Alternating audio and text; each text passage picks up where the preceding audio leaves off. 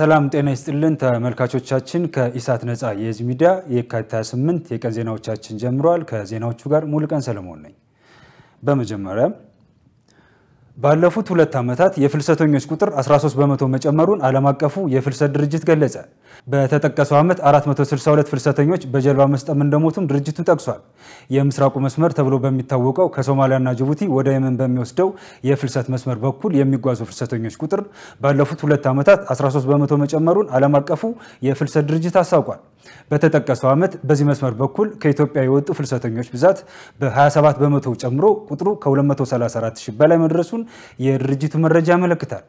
በዚህ ዓመት በመስመሩ ከተጓዙ ፍልሰተኞች መካከል 96 በመቶዎቹ ኢትዮጵያውያን ናቸው ተብሏል ባለፉት ወራት ከሳውዲ አረቢያ ከተመለሱ ፍልሰተኞች መካከል 35 በመቶዎቹ ወደ አማራ ክልል 30 በመቶዎቹ ወደ ትግራይና 29 በመቶዎቹ ወደ ኦሮሚያ ሄደዋል ተብሏል ለኢትዮጵያ የኢኮኖሚ እድገት መፋጠን የዲጂታል ትራንስፎርሜሽን ኦን ማድረግ ወሳኝ ነው ተባለ የኢኖቬሽንና ቴክኖሎጂ ሚኒስትር ዶክተር በለጠ ሞላ ኢትዮጵያ የዲጂታል ኢኮኖሚ ግንባታ ላይ ልዩ ትኩረት በመስጠት ከአጋር አካላት ጋር በትብብር እየሰራች ነው ብለዋል ሚኒስትሩ ከዓለም አቀፍ የቴሌኮሙኒኬሽን ህብረት የአፍሪካ ቀጠና ዳይሬክተር ዶክተር ኢማኑኤል መናሴ ጋር ተነጋግረዋል ውይይቱ በኢትዮጵያ የዲጂታል ትራንስፎርሜሽን ስትራቴጂ ትግበራ ላይ በትብብር መስራት በሚቻልበት ሁኔታ ላይ ያተኮረ ነው ኢትዮጵያ ወደ ሁለንተናዊ የኢኮኖሚ እድገት ለማሸጋገር በሚያስችሉ የዲጂታል ቴክኖሎጂዎች ላይ እምርታዊ እድገት ለማምጣት የትብብር ስራዎችን በማጠናከር የዲጂታል ኢኮኖሚውን እድገት ለማሳካት እንደሚሰራ ዶክተር በለጠ ተናግረዋል በዓለም አቀፉ የቴሌኮም ህብረት በኩል የሚወጡት የሀገራት ኢንፎርሜሽን ኮሙኒኬሽን ቴክኖሎጂ ደረጃ ፍታዊነትና የሀገራትን ወቅታዊ ስራዎች ከግምት ውስጥ ያስገቡ መሆን እንዳለባቸው ተናግረዋል ዓለም አቀፉ የቴሌኮሙኒኬሽን ህብረት የአፍሪካ ቀጠና ዳይሬክተር ዶክተር ኢማኑኤል መናሴ የኢትዮጵያ በዲጂታል ዘርፍ የያዘችው ግብ እንዲሳካ ተቋማቸው በትብብር እንደሚሰራ አመልክተዋል ህብረቱ የኢትዮጵያን ዲጂታል ትራንስፎርሜሽን ትግበራ ለማሳለጥ እየተከናወኑ ላሉ ስራዎች ድጋፍ የማድረግ ፍላጎት እንዳለው ተናግረዋል በቀጣይ በዓለም አቀፍ ደረጃ ኢትዮጵያን አስመልክቶ ስለሚወጡ መረጃዎች ከኢትዮጵያ ጋር በቅርበት እንደሚሰራ መግለጻቸውን ከሚኒስትሩ የተገኘው መረጃ ያመለክታል የህንድ ኩባንያዎች በኢትዮጵያ በኢንቨስትመንት እንዲሰማሩ ጥሪ ቀረበ በህንድ የኢትዮጵያ አምባሳደር ፍሳ ሻውል ከሀገሪቱ ንግድና ኢንዱስትሪ ምክር ቤት ፕሬዝዳንት ሃርቫ ቫርዲን አጋሯል ጋር ተወያይተዋል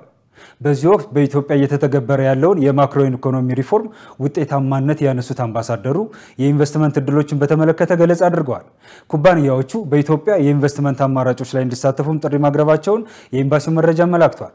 በውይይቱ ላይ ከ35 በላይ የህንድ ኩባንያዎች ተወካዮች የተሳተፉ ሲሆን የሁለቱ ሀገራት የንግድና ኢንቨስትመንት ትስስር ለማጠናከር ተስማምተዋል ሲል ፋና ዲጂታል ዘግቧል በሰው የመነገድ ወንጀሎችን ለመከላከል የሚደረገውን ጥረት ማጠናከር እንደሚገባ ተገለጸ የሲቪል ማህበረሰብ ድርጅቶች በሰው የመነገድ ወንጀሎችን ለመከላከል በሚደረገው ጥረት ሚናቸውን እንዲያጠናክሩ ፍትህ ሚኒስቴር ጥሪ ያቀረበ በፍልሰት ዙሪያ የሚሰሩ ሲቪል ማህበረሰብ ድርጅቶች ፎረም መስረታ በአዲስ አበባ እየተካሄደ ነው የፍትህ ሚኒስትር ዴታ ዶክተር ኤርሚያስ የማነብራን በዚህ ወቅት እንዳሉት የሲቪል ማህበረሰብ ድርጅቶች የፍልሰተኞች ጥበቃ ስርዓት ከማጠናከር ወደ ቀያቸው ከመመለስ አንፃር የጎላ ሚና እንዳላቸው ተገልጿል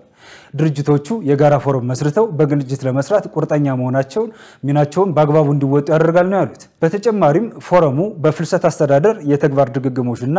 የሀብት ብክነትን ያስቀራል ነው ያሉት በተለይም እርስ በርሳቸው ትብብርና አጋርነታቸውን ከማጠናከር ባለፈ የጋራ የመረጃ ልውውጥ ስርዓት ለመዘርጋት እንደሚያስችላቸው ጠቅሰዋል በመሆኑም የሲቪል ማህበረሰብ ድርጅቶች በሰው የመነገድ ወንጀሎችን ለመከላከል በሚደረገው ጥረት ሚናቸውን አጠናክረው እንዲቀጥሉ ጥሪ ቀርቧል ሲል የዘገበው ይዚያ ነው የሐዋሳ ዩኒቨርሲቲ ሰራተኞች በተቋሙ ከስራ እንደሚሰናበቱ መገለጹና 5 ሰራተኞች መታሰራቸው ቅሬታ አስነሳ በማህበራት ተደራጅተው ከ15 ዓመት በላይ ለሐዋሳ ዩኒቨርሲቲ ያገለገሉ ከ750 በላይ ሰራተኞች የደሞዝ ማሻሻያ በመጠየቃቸው ብቻ ዩኒቨርሲቲው ከስራ ገበታቸው እንደሚያሰናብታቸው መግለጹና ከጥያቄው ጋር ተያይዞ ከ5 በላይ ሰራተኞች መታሰራቸውን ገልጿል ለደህንነታቸው በመስጋት ስማቸው እንዳይጠቀስ ያሳሰቡ ሰራተኞች ጽዳት እንደሚሰሩ ገልጸው ለ17 ዓመታት አገልግለናል ያሉ ሲሆን በወር 1100 ብር እንደሚከፈላቸውና ጭማሪ ሲጠይቁ የምንከፍለው ጭማሪ የለም እናሰናብቷቸዋለን እንደተባሉ ነው የገለጹት ከፈለጋችሁ መክሰስ ትችላላችሁ የሚል ምላሽ ተሰጥቶናል ብለዋል ሲል የዘገበው አዲስ ስታንዳርድ ነው የደቡብ ምዕራብ ኢትዮጵያ ህዝቦች ክልል የማዕድንና ኢነርጂ ልማት ኤጀንሲ የ32 ማዕድን አውጪዎችን ፈቃድ ሰረዘ ፈቃዳቸው የተሰረዘባቸው በክልሉ ከሚገኙት 58 ልዩ አነስተኛና 12 ባለ የወርቅ አምራቾች መካከል አፈጻጸማቸው ደካማ ነው የተባሉት እንደሆነ ዘገባው ጠቅሷል በክልሉ በተያዘው በጀት ዓመት በ6 ወራት ውስጥ 150 ኪሎ ግራም ወርቅ ለማምረት ታቅዶ ከ75 ኪሎ ግራም በላይ ማምረት እንደተቻለ እንዲሁም ከ100 ሺህ ቶን የድንጋይ ክልል ለማምረት ታቅዶ 50 ሺህ ቶን ብቻ እንደተመረተ የምርት እጥረቱ ምክንያት ህገወጥነትና ወደ ስራ ያልገቡ አምራቾች መኖራቸው እንደሆነ ለማወቅ ተችሏል ሲል ካፒታል ጋዜጣ ዘግቧል። ድንጋይ ከሰል የማምረት ፈቃድ ከወሰዱ ከ20 በላይ ኩባንያዎች መካከል ስራ የጀመሩት 8ቱ ብቻ መሆናቸውንም ኤጀንሲው መናገሩን ዘገባው አመልክቷል። ውድ ተመልካቾቻችን ከኢሳት ነፃ የህዝብ ሚዲያ የሚተላለፉላችሁ የቀን ዜናዎቻችን እንደቀጠሉ ናቸው። ወደ ውጭ ዜናዎቻችን እናልፋለን። ሱዳን በተባበሩት አረብ ኤሚሬቶች ላይ በዓለም አቀፉ የተመድ ፍርድ ቤት ክስ መሰረተች። ሱዳን ክሱን የመሰረተችው የተባበሩት አረብ ኤሚሬቶች የሱዳን ፈጥኖ ደራሽ ኃይል ጦር መሳሪያ በማስታጠቅና በገንዘብ በመደገፍ ዓለም አቀፉን የዘር ማጥፋት ወንጀል ድንጋጌ ጥሳለች በማለት ነው። ሱዳን ፈጥኖ ደራሽ ኃይልና አጋሮቹ በዳርፉር ግዛቶች በማሳሊት ጎሳ አባላት ላይ የዘር ማጥፋት፣ የግድያ፣ ያስገድዶ መድፈርና የግዳጅ ማፈናቀልን ጨምሮ በርካታ የመብት ጥሰቶችን ፈጽመዋል በማለት በክሱ ላይ ጠቅሳለች። ኤሚሬቶች ግን ፍርድ ቤቱ ክሱን ውድቅ እንዲያደርገው እንደምትጠይቅ ክሱን ተከትሎ ባወጣችው መግለጫ ገልጻለች። ኤሚሬቶች የሱዳን ወታደራዊ መንግስት ይህን ክስ የመሰረተው ከጦርነቱ ጋር በተያያዘ የሚፈጽማቸውን ወንጀሎች አቅጣጫ ለማሳት ሲል ነው በማለት ክሱን ማጣጣሏን ዋዜማ ሬዲዮ ዘግቧል። ዚምባብዌ የብሪክስ አባል ሀገር ለመሆን ጠየቀች።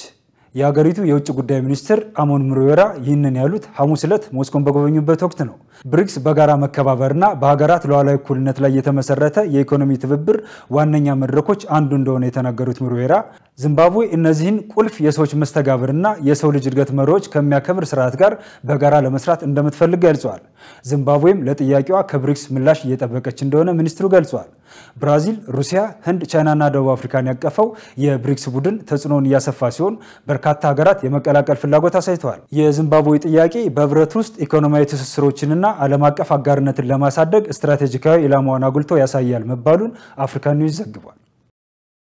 የዩክሬኑ ፕሬዝዳንት ቮሎዲሚር ዜሌንስኪ አሜሪካና ዩክሬን በቀጣይ ሳምንት በሳውዲ አረቢያ እንደሚወያዩ ገለጸ። ፕሬዝዳንቱ የሁለቱ ሀገራት ውይይት ትርጉም ያለው ይሆናል ብለው እንደሚጠብቁም ነው የተናገሩት። በውይይቱ ላይ በቀጥታ የማይሳተፉት ዜሌንስኪ ሀገራቸው አስቸኳይና ዘላቂ ሰላም ለመድረስ እየሰራች ነው ብሏል። ውይይቱ ፕሬዝዳንት ዜሌንስኪ ከአሜሪካው ፕሬዝዳንት ዶናልድ ትራምፕ ጋር ካደረጉት ዱላ ቀረሽ ውይይት በኋላ የሚደረግ ነው። የትራምፕ የመካከለኛው ምስራቅ ልዩ ልዑክ ስቲቭ ዊትኮፍ የአሜሪካ ተደራዳሪ ቡድን ለሩሲያ የዩክሬን ጦርነት እልባት መስጠት በሚያስችለው ማዕቀፍ ላይ መወያየት እንደሚፈልግ ጠቅሷል። ዜሌንስኪ ባለፈው ሳምንት ከትራምፕ ጋር ካደረጉት ውይይት በኋላ በተፈጠረው ነገር መጸጸታቸውንና ያላቸውን ግንኙነት ወደ ነበረበት መመለስ እንደሚፈልጉ ገልጸው ነበር። ልዩ መልእክተኛውም ትራምፕ ከዜሌንስኪ የይቅርታና የምስጋና ደብዳቤ መቀበላቸውን አስረድተዋል።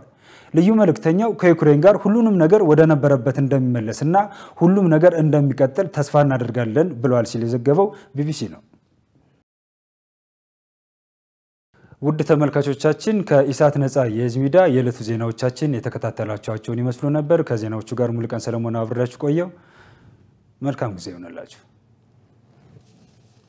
ያለችን አንድ ሀገር ናት፣ እርሷም ኢትዮጵያ። የተረጋጋች ኢትዮጵያ ሁሉም በኩልነት በመከባበር እንዲኖርባት የምንሻት ኢትዮጵያን መልካም አስተዳደር የሰፈነባት ሀገር እንድትኖረን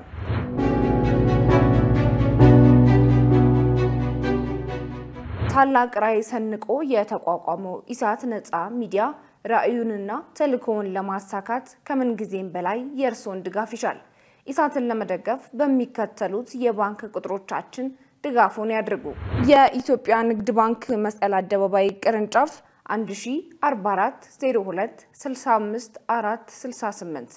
በአዋሽ ባንክ ባምቢስ ቅርንጫፍ 017461295300 በዳሽን ባንክ አክሲዮን ማህበር ባምቢስ ቅርንጫፍ 0195282165 በአቢሲኒያ ባንክ ፍላሚንጎ ቅርንጫፍ 82152547 ከላይ የተጠቀሱትን የባንክ ሂሳብ ቁጥሮች በመጠቀም ካሉበት ሆኖ መላክ ይችላሉ። አሊያም ካሳንቺስ ከቅዱስ ኡራኤል ቤተክርስቲያን ዝቅ ብሎ ባምቢስ ሱፐርማርኬት አጠገብ አፈወርቅ ህንጻ 10ኛ ፎቅ በአካል በመገኘት ኢሳትን በመደገፍ ለነፃ ሚዲያ ያሉትን አጋርነት ያረጋግጡ። ኢሳት ነፃ የህዝብ ሚዲያ